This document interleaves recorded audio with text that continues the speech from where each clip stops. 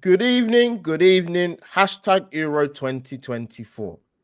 Match review time. Serbia nil, the Three Lions won. But plenty to talk about. But before we get into it with my amazing co-host and the amazing guest that will follow, let's hit the intro.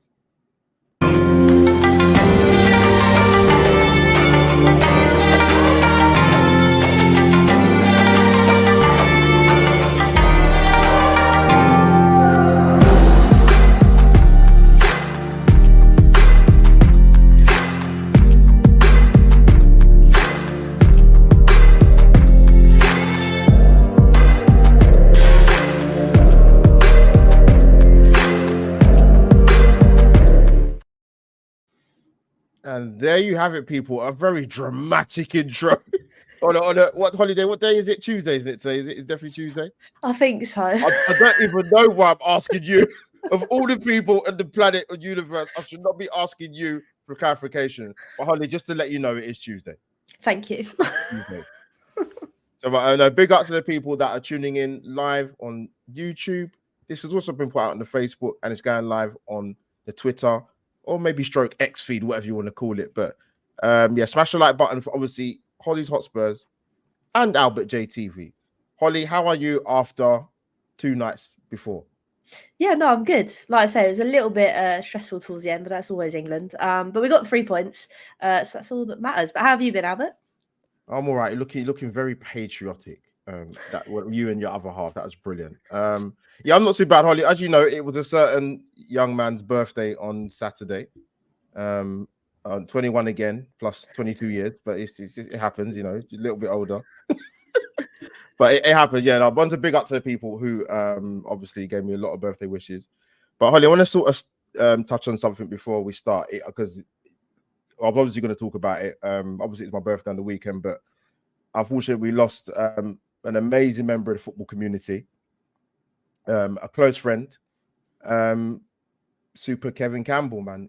Listen, Kevin hadn't been well for a while, to be fair, for about, from the first I heard of it, it's probably February time, I'd say. He came through, thankfully, at that time. But obviously, things took a turn for the worst. And, you know, getting my birthday message was great. And then obviously I've searched the social medias and, you know, it's popped up. And sometimes you know how it is with social media. It's people tweet things and you're like, is this really happened? But then you saw the traction in the media outlets. And yeah, it's a colossal blow. My head was spinning on Saturday, I have to be honest. There's a lot of people. I feel for his family. Love goes out to them and condolences. And obviously he's very, very incredibly close friends. And grief's a strange one, Holly, because for anybody that's had any sort of bereavement, everybody has a different way of processing it. But I think not just Kevin being obviously someone who played for my club, as you know, he played for Nottingham Forest, he played for Cardiff, he played for West Brom, had time in Turkey as well. Had the pleasure of doing podcasts with him before I met him. But you know, a massive void. And he's just an amazing. If you're looking for the word infectious in the dictionary, or thesaurus, whatever you want to call it, Kevin's name will be next to it. And like I said, to have met him and done podcasts with him, and the way he used to sort of embrace me as a brother, and it's insane. And the love, and you've seen the outpouring in yourself, Holly. Not just from the Arsenal community, but from the footballing community in general. I saw Don Hutchinson tweet about 3 hours ago, because obviously the Premier League fixtures have come out. So he said, first game of the season, everybody has to wear a Dickie bow tie. Kevin had a famous saying, which he used to say to me and on the hybrid squad with Sophie, big up Soph, is always tell your loved ones you love them, in that deep, beautiful masculine voice. So Super Kevin Campbell, rest in peace, my friend. And trust me, one day, myself and many others will be seeing you, mate. So it's a tough loss, but Kevin's legacy will definitely remain. And if people do ever forget, I won't let him forget in a hurry. South London guy. Same middle name as me as well, Holly. Joseph. There we go. Which I didn't know. But yeah, absolutely going to miss him, man. And It's a shame. And listen, he's gone too early. 54 years of age, man. That's even younger than my dad when he passed away. Love to his family and everybody else. But yeah, it's been a tough time. But we have to carry on and move on with our lives as we can do. But it's tough in the moment. So Holly, I want you to bring in my first guest. We're going to sort of touch on the Premier League fixtures to discuss with our fantastic guests. Firstly, one of the very few Liverpool fans that I love listening to his lovely Scottish dulcet tones as well. Bring in Doug, please, Holly. There he is. Doug, welcome aboard to this match review, and we'll talk about your beloved Scotland as well. How are you, mate? I'm very well. Obviously, happy birthday to you for Saturday, and obviously condolences obviously for Kevin Campbell. I can actually remember sort of like Kevin Campbell sort of supporting other YouTubers, which I really liked. Obviously, Little Soph, I know she did a lot with him as well. Lee Judges as well, and obviously Dan Potts. Both of them did very a lot of things with Kevin Campbell. And I don't think you could actually get a person to say anything bad about Kevin Campbell. He was just an absolute gentleman. I know he did score a winner at Anfield for Everton, which I can obviously forgive him for that. But no, absolutely super human being, and a big loss to the football community. And also, obviously, we did lose Matthias Sarkic as well, the Millwall goalkeeper. Who actually had a spell on loan of my Scottish club Livingston and actually made his debut in a 2-0 win over Celtic. So that will always be something for him to remember him by. But yeah, two big losses to the football community. But thank you very much for having me, Holly and Albert. It is a pleasure to be back on here. No, thank you, Doug. And Holly, last but not least, my guy, Super Dan, Man United fan, but also patriotic England man as well. Bring him in, Holly. Dan, welcome. Dan, it's an absolute pleasure. I ain't seen you for such a long time. I love you, man. I can't wait to meet you when it does happen. And thank you for coming on with me and Holly's joint collaboration, mate. How are you? Be careful that, mate. The wife's in the room. I don't want her to I'm staying off. It's going to be a dodgy evening at that. No, I'm joking. Thank you so much for having me on. It's great to finally see so many old faces. Albert, I haven't seen you for a while. Doug, I haven't seen you for such a long time, mate. So really chuffed to be seeing you. Holly, it's lovely to meet you. And just echoing with respect to the great Kevin Campbell, I was very, very fortunate to go on a couple of podcasts with Casey, and what a chap and what a gent. And I'm the sort of person, and I know Doug's definitely the same. When I meet someone who's a footballer, regardless of who they play for, because he played for a lot of clubs that were classed as rivals back then for Manchester United, but I wanted to etch every little bit of information out of him, and he could have quite easily ended the stream. You know, he could have gone off, done his own thing. He was so nice and sat there and spoke, and I just thought he was a true gent. And his boy actually played for my hometown club, Shrewsbury Town. So I'd met Casey before that, you know, when he'd come to watch a game, and just a gent, just an absolute gent, and such a warm guy as well, a real warm guy. And I mean, I remember him being at Everton actually, because I'm trying to think. It was wasn't he at West Brom as well? Am I mistaken? He was. Yes. Right. They stayed up, wasn't he? The Great Escape season. So just a really good footballing guy. And I think the world of football is a much darker place without him about. So it's really sad. And actually, I felt awful, Albert, because it was your birthday and I hadn't seen the news broke just yet. I sent you a toilet selfie for your birthday, and then I saw that and I thought, oh, bloody hell, what have I done here? No, you're right, mate. It's good. But no, thank you so much for coming on. Thank you for having me on. Really, really looking forward to it.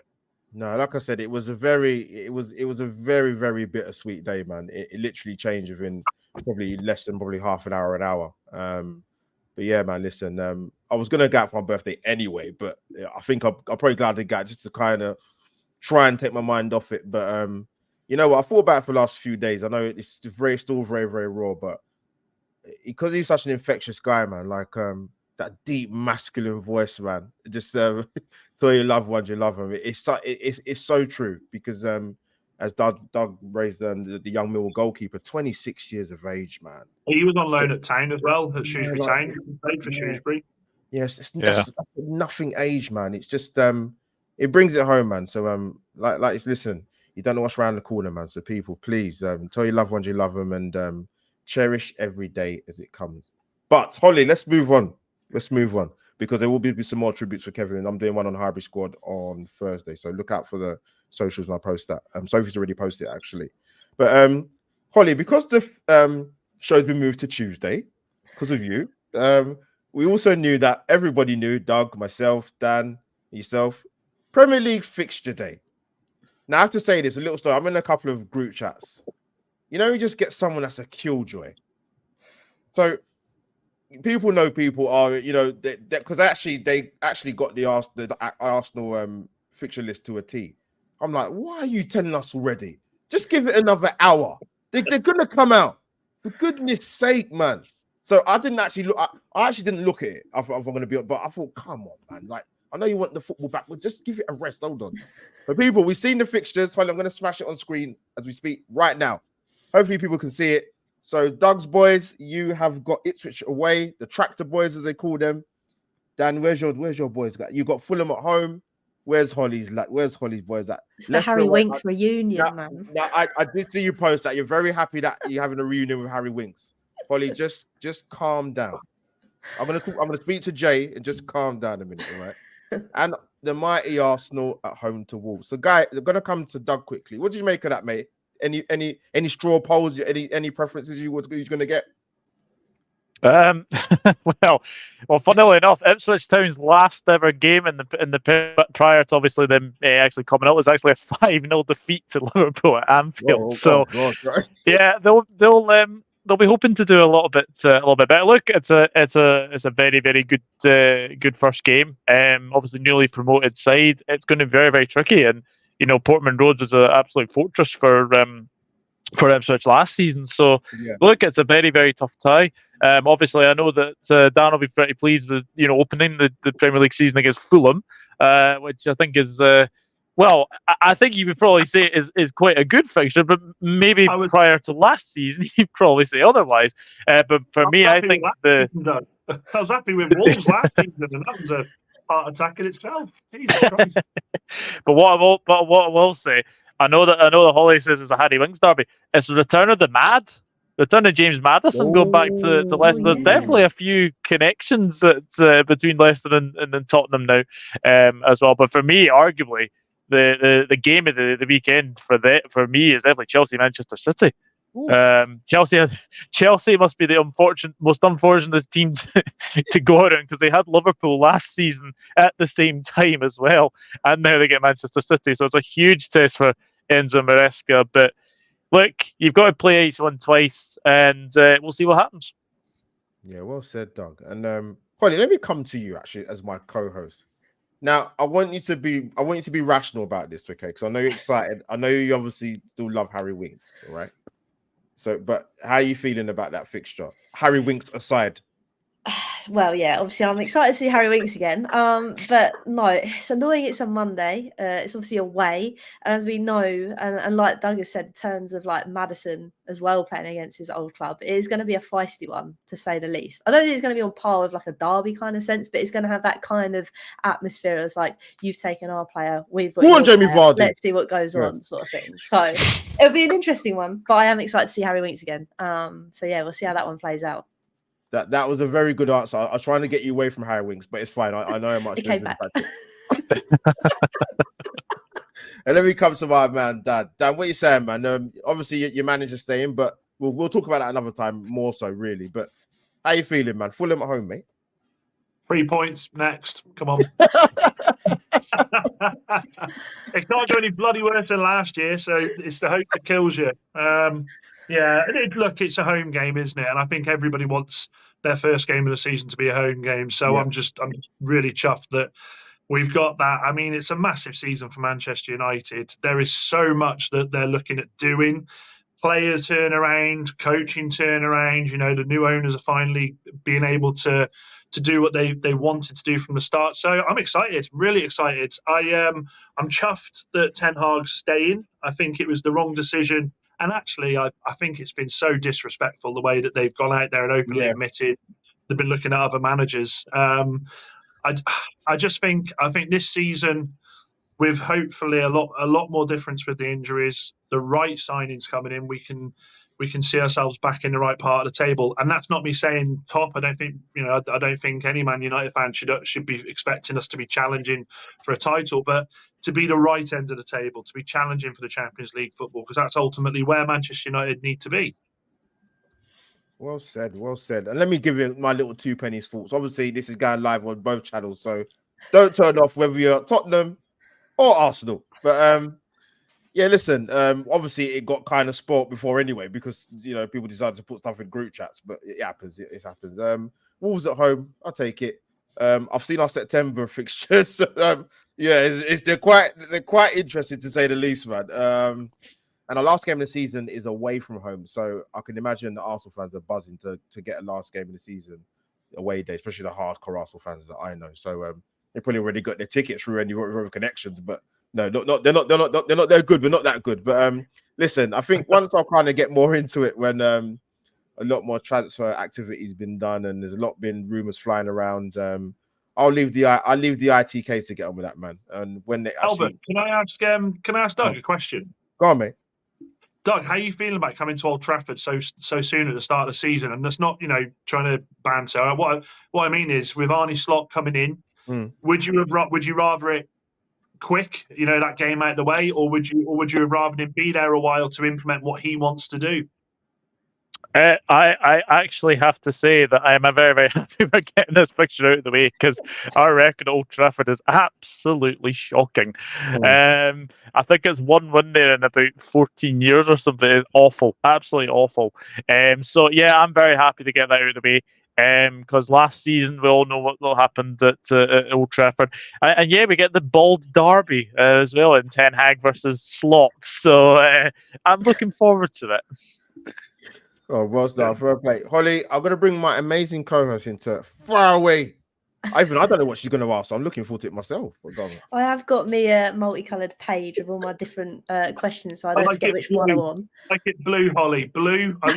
There I can take, but blue and chips and onion rings. That's my favourite. Oh my days! Don't confuse me even more. But that being said, Doug, obviously we'll move slightly away from the Premier League and we'll obviously dissect in a bit more detail, obviously, that game at the weekend. And obviously it was brilliant to get a 1-0 win. I want to kind of get your overall thoughts, Doug, on that game. What was your kind of, after that game, the final whistle went, what were you kind of thinking?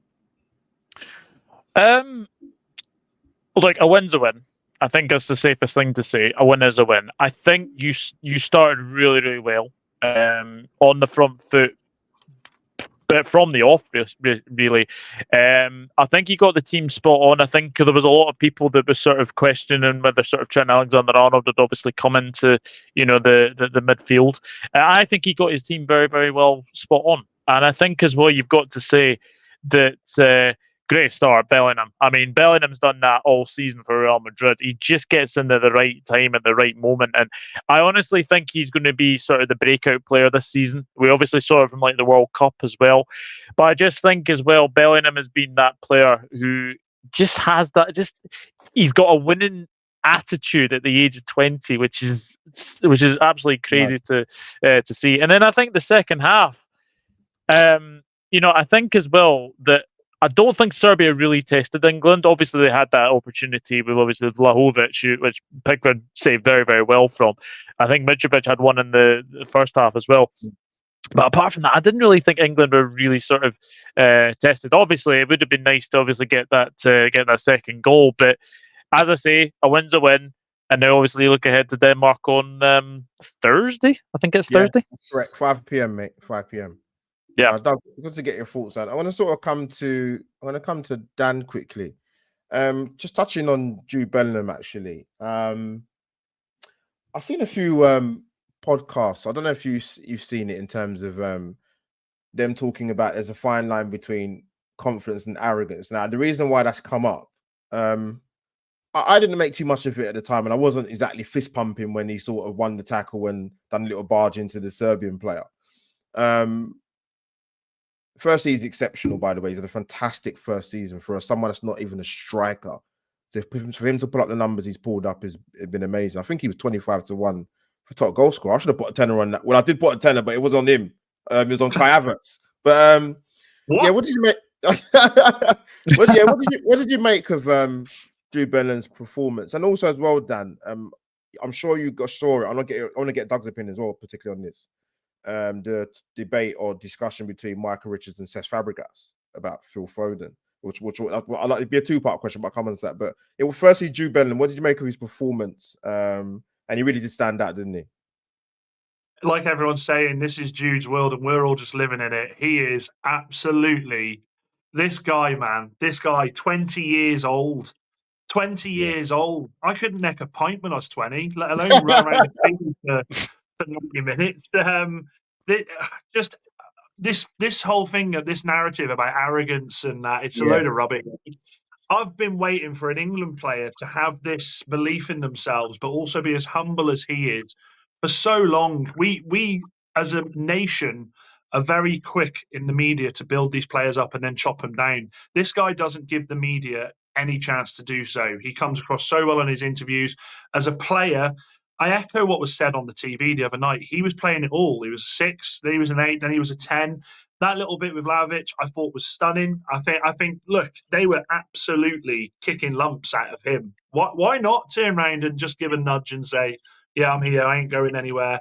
I think his performance was incredible, mature. The goal is exactly what we've seen him do with Madrid all season. And so many times in a tournament, we have this where players are so good for their teams, i.e. Phil Foden, which we'll get onto, and you want them to carry that on into the Euros, into their nation's games, and they don't do it. Bellingham did exactly what he's been doing all season. And the scary thing is, guys and ladies, is he's nowhere near his peak yet. Yeah. Like, he's going to get better. How do you get better at 20 years old? A Champions League winner. He's won the Spanish league. He is absolutely incredible. I think, look, if England are going to do anything in this tournament, that guy is going to be at the forefront. I actually think he's good for Harry Kane as well. I think we put a lot of expectation on Kane, and I'm actually really chuffed because people have already come out and said, what does Kane do? What does he do? He did nothing the other night. Absolutely fine. I'm all for that. I'm all for people forgetting about Harry Kane because Harry Kane scores goals. You know, that he should have had a goal. That save is one of the best saves I've seen in a long time, by the way. Very good save, it's going past the keeper. The keeper's going the other way.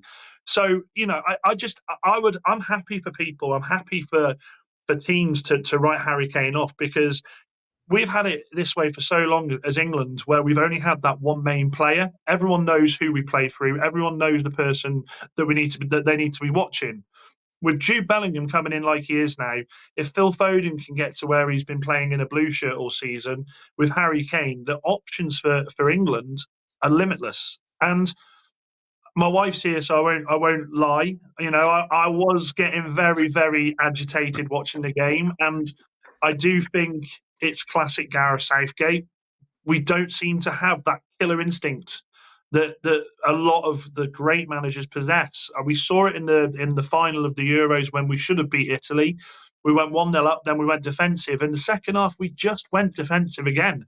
We invited them onto the counter. Now, I get what people are saying in the sense that when you're playing a team that puts a back 5 like they do, then the natural thing is to try and bring them in with the press and then hit them on the counter. But that's all good. That's all brilliant. But when you're bringing them in on the press, you have to be able to do something with the ball to then, you know, hit those points. And unfortunately, and this isn't a Man United Liverpool bias, I don't think Trent did it. I think Trent looked nervous. I think he gave the ball away, nearly conceded a goal. The balls that people were crying out for, this is why Trent's in the midfield, because he can ping that ball, you know, sometimes better than Beckham, weren't coming off his 5-yard passes. So, look, maybe he'll grow into the tournament. You know, at the end of the day, we need to remember he plays right back.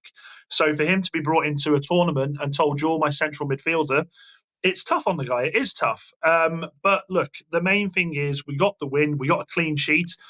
People seem to forget that before Southgate, we never win opening games at European Championships. We've now won 2 in 2 championships. So was it 1 in 10? I think it is. I think it's 1 in 10. Yeah, no, 2 in 11 now. I think, isn't it? Yeah. Is it 2? Yeah. Well, yeah, it would be 2. But yeah, look, a win's a win. Simple as that. And I will say this: there's a lot of nations out there that people are saying they're absolutely blowing teams away. With the greatest respect to Germany, I think they faced a Scotland side that set up wrong, and the red card helped them, so made them look as good as they did. Croatia were awful. I've not God. seen Croatia play like that for a long time. So these big nations, France come up against a very tough Austria side yesterday. So it's all to play for. The best teams don't always start great. So we'll just see where we go, and enjoy it. I think we need to enjoy it. That's the main thing. No, well said. Golly, I'm gonna come to Doug because I wanted to bring up Phil Foden actually, and I'm gonna come back to Kane. I'm gonna come back to Kane and ask you. A lot's been said about Foden, Doug. I'm gonna give you my thoughts quickly, and I want to hear your opinion, and I'll definitely come back to Dan about it. I think Foden's had 35 caps for England. I don't remember a game, whether people in the chat want to remind me or when they watch it back or you guys. I don't remember a game when I go, yeah, that's a game that Phil Foden bossed for England.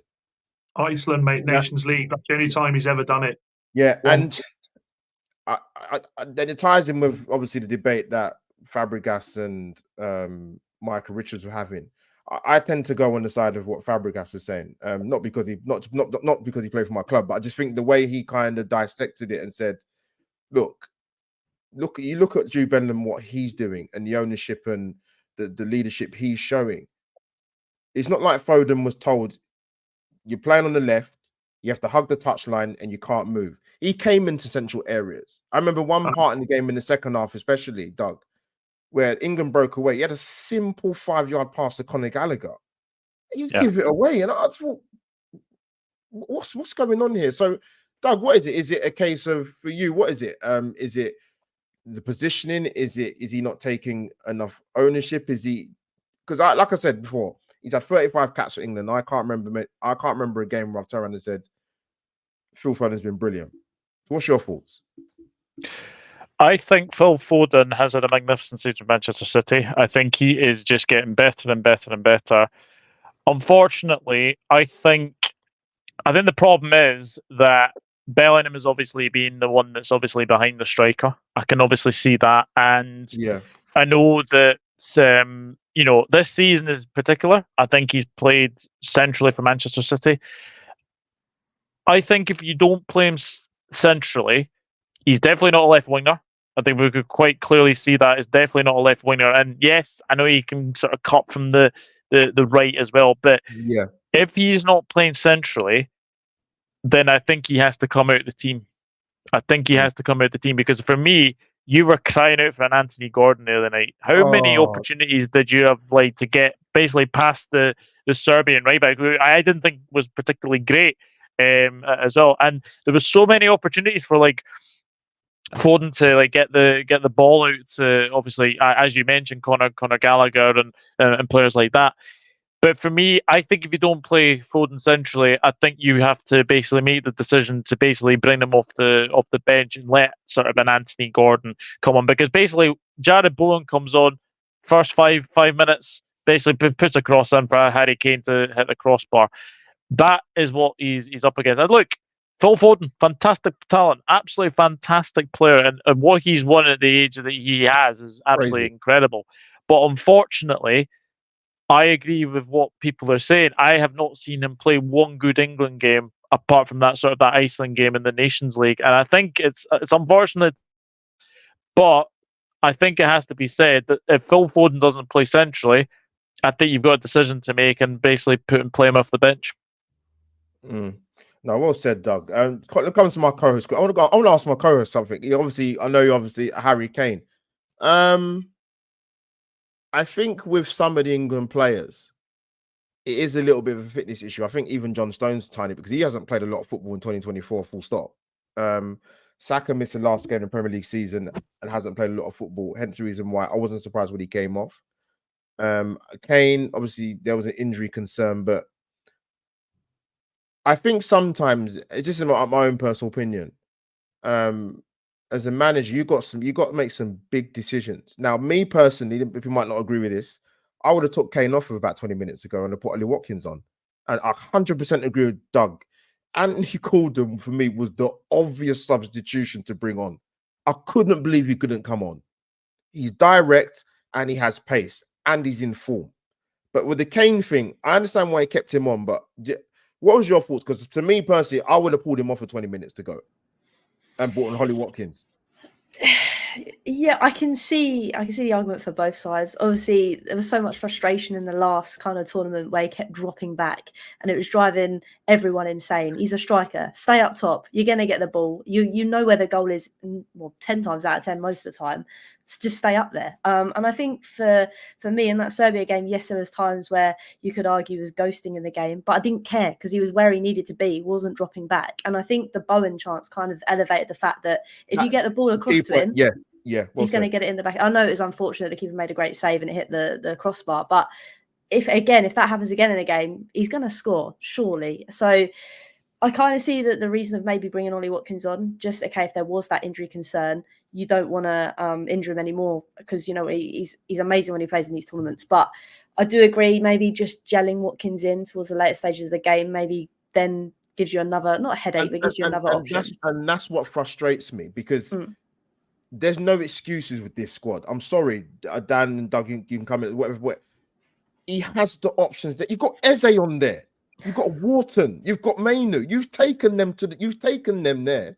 It touches on with what Dan was mentioning about Trent. I've got nothing. Trent is a fantastic footballer and his passing range is out of this world. But if you're asking me, did it work the other night? I'm 50-50, personally. Sorry, honey, come back. Sorry, you're finishing off. Sorry. No, that's fine. I think it kind of leads on to the next bit. Actually, I'll kind of throw back at you in the sense of obviously, because like I said, we've all kind of touched on Trent and the fact that obviously he is playing out position. He is kind of playing next to Rice. But obviously going into the tournament later on, is that a gamble you want to take? I know we've got the likes of obviously Stones that's obviously not match fitness just yet. And the amazing player that is Mark, who plays for Palace. Like he had an amazing game as well. Mark Gay, brilliant. But for you, is it a risk maybe playing Trent there more often? Would you rather see someone else come in over him in the next game? Say, what's your kind of take on that?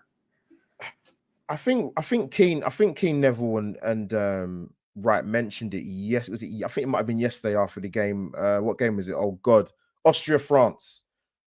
As an England midfield player, and I'm probably going to come to Doug because it's obviously Trent's featured in this as well. So because Trent was talking that, you know, he's been working on the position for a year with Southgate and Steve Holland, but you haven't been playing in that position for a year for England. That's the issue. And the midfield players are thinking, hold on a minute. You've got midfield, you've got different types of midfield players there, and you're playing Trent in there. I don't know, Doug. I'm gonna come to you, mate. What's your thoughts on how Trent played, and also because obviously he's played a bit. He may, in terms of his position, obviously at Liverpool is a bit different. But what's your thoughts on the conundrum with playing Trent in central midfield?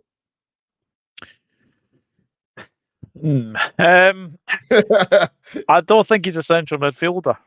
I don't think he's a central midfielder. For me, if you're going to play Trent in that midfield, I think he has to be wide right midfield. Because for me, I think he struggled the other night. I think it was quite evident to see that he clearly lost the ball a couple of times as well, and obviously did almost lead to Mitrovic scoring. I kind of agree with sort of what Roy Keane and sort of Gary Neville were saying. He isn't the best defensively, and I think as well if you go up against like a Spain, a Germany for example, I think he would get exposed. But the problem is he's definitely not playing right back because you're definitely not going to get ahead of Kyle Walker, unfortunately. But I think to say it, look, I'll be honest. This England side for me is a very, very good side. I think defensively, yes, there is sort of question marks, but midfield stacked. Forward line stacked. I think you've got a very good goalkeeper and obviously Jordan Pickford as well. But I think going forward, I can't see Trent playing central midfield. I just can't. I think if you're going to play him, I think he needs to come off the bench because I think he struggled the other night. I really do, and I just don't think he's a central midfielder. I've been kind of saying it for a while there, and you know, obviously he plays right back for Liverpool the most. I just can't see him sort of moving into the central midfielder or anywhere like that. I for me, if he plays, he has to play right back. Simple as that. No, Doug, I'm glad to sort of get to ask you that because obviously he plays for the club you support. Because Holly, it's a great question you asked because I'm already looking at the tournament already, and I'm going to come to Dan quickly before I come back to Holly. Austria were excellent the other night. I'd even argue they should have got a draw. You watch the game, say Turkey, Georgia, Albania, Italy. England have to be very, very careful because they're going to come home quicker than this tournament started, and that's a warning sign. There's some very, very good teams. We're not talking about international football 20, 30 years ago where you roll these teams over in group games. Them days have gone. England have to get this right. And Holly, like you said to me when we covered the last tournament, England have, with the crop of players we have, England have to go there and win the tournament. Dan, coming to you, what's your thoughts, sort of, Holly, with the question Holly asked me, but obviously going further into the tournament? For me, it's a worry. I'm going to be honest. A couple of things. The first thing I will say is I'm going to disagree with all of you about Harry Kane. Harry Kane's our record goal scorer. Not all of his goals came in the first 45 minutes of a game. Not all of them came in the first 70 minutes of a game. I actually, in watching him the other night, there was so many chances I thought where he picked the ball up in their half, and none of our forward players were there to do anything. The guy was holding 2 or 3 players at the time. I've watched Ollie Watkins play for England a couple of times. I've not been sold by him. I'll be honest with you. I've not been sold by him. I don't think he is the guy. Put it this way: if Kane got injured tomorrow, I wouldn't sit there against Denmark and think, well, it's okay, we got Ollie Watkins. I just don't think he is that international player. But for me, he's had a great season for Villa, and this isn't me saying that he's a bad player, but he just doesn't look like the guy. With respect to Trent, I think he's going to stick with him. I think Southgate's that person. I think he'll stick with him. I think he's got that in his head now. Look at the decisions he's made leading up to the tournament, okay? Leaving Jack Grealish out of the tournament, which, by the way, I think was a big mistake. I think players like Jack Grealish against teams like Serbia, when you are under the cosh a little bit, you get it up to him. He will slow it down. He will buy you free kicks. He will break up the play. He's also fantastic to have around the squad as well. The other one, I think, and I'm going to shock you saying this, regardless of how much of a bad season I think he's had, and I think he's been atrocious, Marcus Rashford off the bench against a team like that with pace, with absolute ferocious play, I think is something that we are missing. You say our forward line's stacked, but again, Jared Bowen was good when he come on against Serbia. I thought the cross was stunning.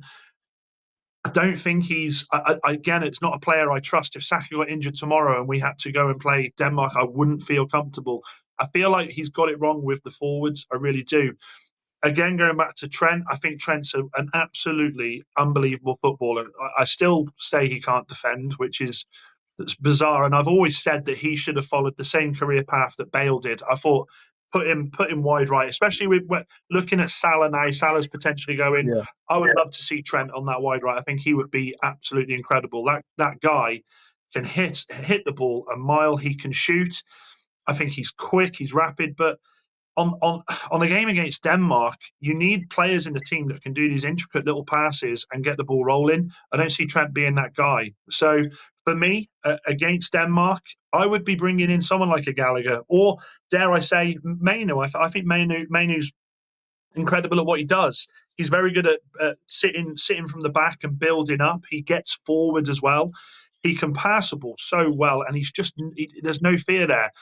I think when you look at Trent, there's players like Trent, and we talk about Foden when you say about should you drop Foden, and you talk about the likes of Ollie Watkins and even Tony. These players, unfortunately, are coming into a team where Kyle Walker's in front of Trent if you play him right back. Yeah. We're talking about how amazing Bellingham is. We all know it didn't work with Foden on the wide left. So are you going to drop Bellingham for Foden? You're not. It's not going to happen. The world would go mad. And then you've got Tony and you've got Watkins, who are never getting in front of Kane. We see this happen generationally with England. You know, we've seen players in the past when Shearer was at his pomp. You had the likes of Andy Cole. You had Fowler. You know, you had Teddy Sheringham. That they dropped. They dropped because they couldn't get in the team. Now it's a good problem to have.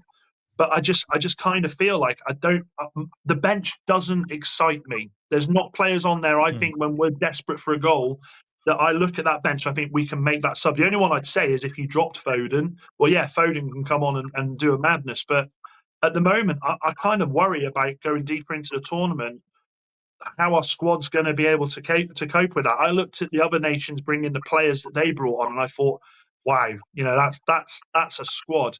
With us, I think because of the selections we've got wrong, I panic now.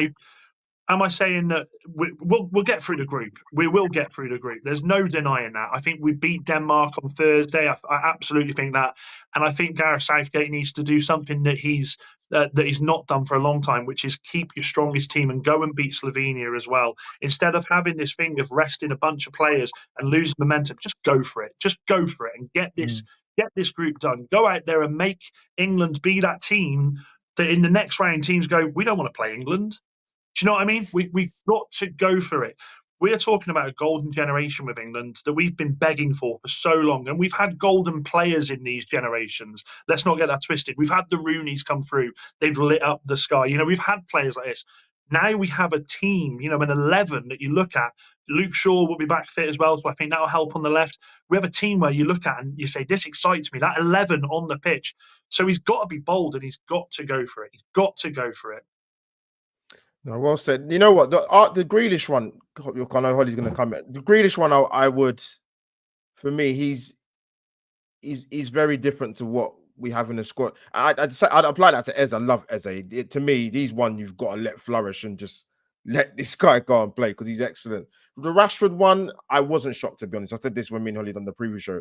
I wasn't shocked he wasn't included. Yeah, I wasn't shocked either. Grealish could have gone. I thought it could have gone either way, if I'm being honest with you. Yeah, but, I wasn't shocked with it either. Yeah. I'm the same. I wasn't shocked with Rashford. I got it. But then I just think in tournaments, I think you need players with that, with the ability he's got, and I think. We've seen so many players in history at these tournaments who have been absolutely, excuse my language, dog shite for their club that season, but then come to these tournaments and just light it up. And I think the ability this kid's got, this kid's a man now, he's 26, but I think to come off the bench, I think, look, with the greatest respect, I think a defender is going to look at Rashford coming on and go, oh my God. I don't think they're going to be as worried when Bowen comes on and Gordon's going to be quality, by the way, but I don't think it's that mentality of when that player comes on, they go, oh my God, I'm going to be running now. I'm going to be run now. I'm not sure it's the same feeling personally. That's it. Anthony Gordon hat-trick incoming. That's it. Go on, Gordon. Daddy like, go up the England. Albert, if he scores a hat-trick, I'll come on here and say Rashford who? Of course I will. I'm English. But I don't know. Maybe it's a little bit of United bias. Maybe it is that. But yeah, I don't know. Oh, that's why I love you, man. Holly, come in. I was going to say, it probably leads nicely on to obviously our next game coming up. And Doug, it kind of leads on to the fact of like, who do you want to see Southgate kind of mix it up? Is it kind of what Dan said? Do you want to see him maybe make some bold decisions in this Denmark game, maybe sort it out early on so he can kind of get in his head what's the best kind of thing going forward if we do go deep into the tournament? Absolutely. I think you've got to maybe look at maybe Foden. Maybe I think as I said, if he doesn't play, then I think maybe Gordon comes in, because I think if you look at Denmark at the moment, they're a team that I watched the Slovenia game, and yes, they scored an early goal, but they didn't capitalize. And I think if you get an early goal against Denmark on Thursday, I honestly think it could be 2 or 3. Because Denmark do seem to capitulate a wee bit as well, and I don't even think Holman knows his best team either, to say the very least. So they're not the same team as they were sort of 3-4 years ago, are they? No chance. No. I think they've had a few early exits as well. Obviously the World Cup in Qatar. I think they had a group. I think of Australia, France, and the other team, I can't remember, but they went out of the group stage, I think. So that is a bit of a worry. As well. And look what obviously Slovenia did to them the other night. Slovenia could have won that game. Slovenia could have won that game. So I think Denmark are a team that are improving slightly, and they are definitely a new team. I think sort of their sort of golden generation is going slightly out as well. So I think if this is a game to sort of experiment, I would probably do it, because I don't think Denmark are going to sort of cause as many problems as Serbia did. So I think try an Anthony Gordon, see what happens. I honestly think he could go unchanged. I think the only change you could maybe see is maybe Trent coming out of the midfield and then maybe bringing in like a Kobe Minu, who I think has been outstanding for United this season. Adam Wharton as well. He's had a fabulous first season at Crystal Palace. Luke Shaw as well, Doug. I think Luke Shaw may come in for this. I think they rested him in that game because he's been training, isn't he? He's definitely training. Trippier did well, but the problem he had with Trippier was every time he got the ball, he had to turn back to do something. Balance, Dan. Balance. The team. You look at the balance. You did look pretty imbalanced on that left hand side, and I think if Shaw comes in, then I think you may sort of bring Anthony Gordon. But I know it hasn't been mentioned many times, but I've got to say, Mark Guehi, what a performance! Unbelievable performance. First sort of tournament game, and he comes in and does a job like that. Honestly, he was absolutely outstanding, and it kind of sort of makes a decision not to bring sort of Branthwaite. Kind of sort of came off a little bit because I was a big sort of person that should have actually said he should have took Branthwaite, but no, there we go. I'm happy he's not there. Because it means he can sort his contract with United. I got over it. I was annoyed that Lewis. Just cop up a bit more money than what I've heard been reported. I was like, oh, for goodness sake, United. 85 million, Dan. 85 million, apparently. We've had our fingers burned. Hey, remember, Everton at this point in time need the money. At this point in time, they need the money. So we ain't paying that much. Yeah. I agree with you, Doug. I think I feel like there will be some changes. The other thing is, I wouldn't be completely overly against the idea of him playing Rice, Bellingham, and Foden, and maybe letting Foden go. Because let's be honest, as much as Bellingham was that 10, supposed to be that 10 the other night, he was everywhere. That's the thing. But Dan, this is what frustrates England fans with Gareth, because it's like, to me, there's no excuses. I look at the personnel of some of the players that are there. And to me, there were some obvious changes that need to be made in the second half against Serbia, and he didn't do it at all. So it's like, but you know what, England won. But you know what, you know what, Dan and Doug and Holly, they got the 3 points in the end, man. That's the main thing. But before we come back for the next segment, we ain't got much long now because there's more football to come on. If you don't know what to do by now, people, for Holly's Hotspurs and AlbertJTV, this is what you should do.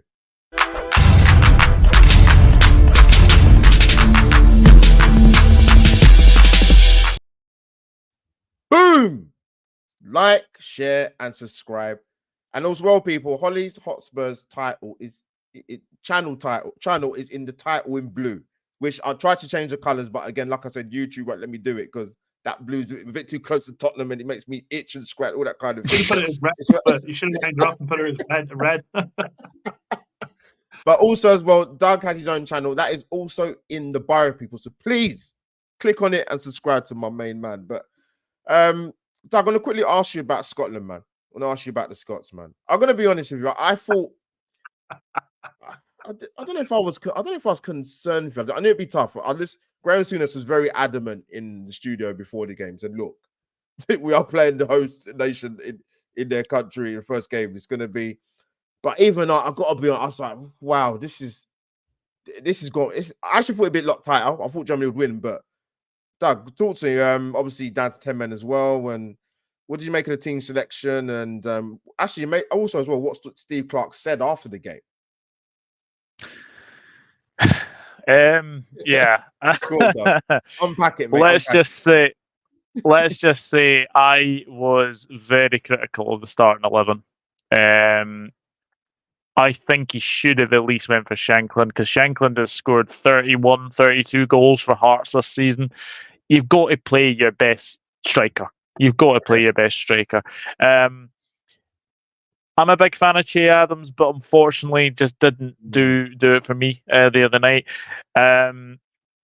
I think he got the back five right. I think it was obviously Robertson, Ralston, who didn't have a particularly good game, but I think the back sort of threes picked this up well. That was until Porteous tries to bloody break Gundogan's leg in half. Oh. It was a shocking challenge. I have no complaints about that red card. Absolute no complaints. when that first happened, I went, get up, nothing wrong with it. And then the then replay when you happened, I saw was it, like, oh my goodness, God. oh my goodness me. And I've got to say, that's been one thing that the English refs should have a look at, is VAR is actually working much better in this Euros than any other competition. Yeah, what a surprise. Apart from And when that Oliver automated offsides as well. Apart from when it was great until an English referee was using it, and then it just went Pete Tong, didn't it? Aye, exactly. But yeah, I think it was a very, very difficult game the other night. I don't think we played well at all. The fact that we got an own goal kind of summed that up, because I don't think we never looked like scoring. We had no shots on target as well. So going into the Swiss, yeah, McRudiger, because is it every player that's scored for you has always had Muck, haven't they? Muck, yeah, broke the record now. So I hope he makes changes. I hope he makes changes, because I think he went be tried and trusted at the weekend there. And look, I think as well there should be a few changes for me. Billy Gilmore has to come in, because I think he's one of our best midfielders. And actually, I know that Grant Hanley gets a lot of sort of critics recently. Scott McKenna as well. For me, Scott McKenna actually played really, really well when he came on the other night. I think Grant Hanley's way too slow. Yeah. And I think if you're going to play sort of a back foot, I think Ralston picks itself, because our lack of right backs is really concerning at this moment in time. I think if Aaron Hickey was fit, I think he might have maybe got the right back's berth as well. But I think question marks of the goalkeeper as well. I think there were at least a couple of goals he should have maybe saved. Obviously, the Wirtz one I think he should save as well. And Absolutely. I think imagine Emre Can scoring against you as well. It just summed up. Like, it was a very, very poor performance. Not what we're used to. And I think as well, it kind of made the Hungary-Switzerland score a little bit more surprising for me, because I was kind of expecting that one to sort of be a draw. But now the fact that the Hungary have lost makes me think that, yes, look, Switzerland are a fantastic side. I'll say that now. They are the proverbial team that always gets out of the group stages and always seems to go past sort of the round of 16 as well. It'll be a very tricky game. Yeah. But the last time we played Switzerland at a major competition, we beat them 1-0. Ali McCoist was, I think. Yeah. I think it's going to be a lot difficult this time. Let me just say that. But look, if we can win, then great. He needs to get a point at least. Definitely. We need at least a point tomorrow. We need at least a point tomorrow. And actually, we need Germany to give Hungary a bit of a thrashing, if we're being honest, to sort of get the goal difference down a little bit. But here's me being a bit of an optimistic Scot and thinking we can get something tomorrow. We'll wait and see. But it has to be a lot better than Germany. And I think there will be changes, and I really, really hope there are changes, because obviously there will be one enforced, because Portuguese is now banned, I think, for 2 matches now, which, again, no complaints, because it was a stupid challenge. And I think Gundogan's very, very lucky to have his left leg still intact. No, well said. I want to get your thoughts on them. That must have been a tough watch, man. And big up Callum McFadden, who came on me and Holly's preview. Love Callum, man. Callum's the top guy. People, we have come to the end of the show, but quickly, one player I want to talk about. I was going to squeeze in one more, Holly, but I want to get us to watch some football, man. But there's some amazing young talent, and I hadn't seen him play for Spain. I watched him the other day on my birthday. Yeah, I mean, 16 years of age. 16. Man. Are you joking? What were you doing at 16, Albert? Well, Doug, we can't publish that before the watershed. Albert still looks 16. How's this guy? Albert, you 43? You 43? Yes. What? How do I look? I look older than you. It's ridiculous. I'm gonna have to, after this show, you're gonna have to tell me what skincare you use, mate. I will. But sorry. The talent in this, listen, Wirtz, I've not seen Yamin Lamel play, and obviously Nico Williams, we've got to see a bit more of him as well. The guy that scored for Turkey, I forgot his name, apologies. Incredible second goal. Arda Güler. Thank you. The Madrid boy. Yeah, Yamin Lamau. I mean, talk to me, Dan. Honestly, 16. Are you joking? Well, this is where we talk about. So this is the difference. Okay, we talked about Foden being that player that has the ability and should have that, as Cesc quite rightly said. My wife, bless her, said when she was watching the screen, "Don't Italian men dress nice?" I was like, "He's Spanish." They do. He's Spanish, but anyway, enough about that. All right. But the difference between the players, okay, so you've got Foden, who should be there, chest out. He's come off the back of some great years with Manchester City. He should be showing people what he's all about in an international shirt. Then you go to this boy for Spain who played like he's been playing tournament football all his career. There was no fear. He got an assist. He should have got a goal. Again, we talk about scary players coming through. This kid's going to be incredible. And the fact that with Spain, the fact that they trust him at that age, kid was doing his G's 12 months ago, man. Do you know what I mean? The fact that they trust him to go there and do this against, and you got to remember that Croatia side had some decent defenders in it. You know, I just think that this tournament, there are so many young players. Nico Williams, Musiala. There's loads, man. There's loads. Musiala, we dropped him at under 21s. He wasn't good enough, and we got rid of him. No, but it's scary. The one thing I wanted to quickly touch on with Doug, if I can, just quickly with Scotland. Doug, do you think that this now, because this is your second tournament, isn't it? Second Euros in a row. This has to be a squad mentality now. You have to dust yourselves off and forget about Germany. I actually thought that you were going to put up more of a fight with Germany.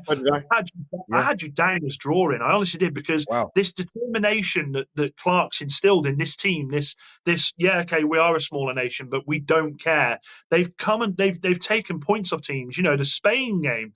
So when I saw you set up, I was like, within the first 5 minutes, when you had their bank of four that were pushing forward, and then the wing backs were coming around, I thought, Clark will change this. And when he didn't, and then you conceded again, I thought, this is going to be bad. And then the red card happened. So my question to you is, with the players you've got in there, you've got a lot of players who haven't played tournament football.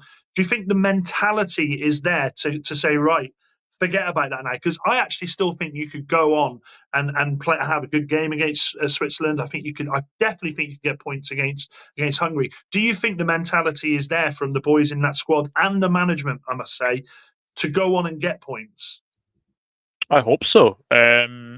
Look, I think as well, I was up for the qualifiers at Hampden Park, and there was a real sense of we could actually do something at these tournaments. And I think when the draw was sort of made, I think many people kind of looked at Germany as maybe not as a sort of a potential sort of game that you would kind of maybe try and get something from, but like definitely give them a bit of a test. But that was completely different from what happened as well. But I'm hopeful that we can get points. Hopeful.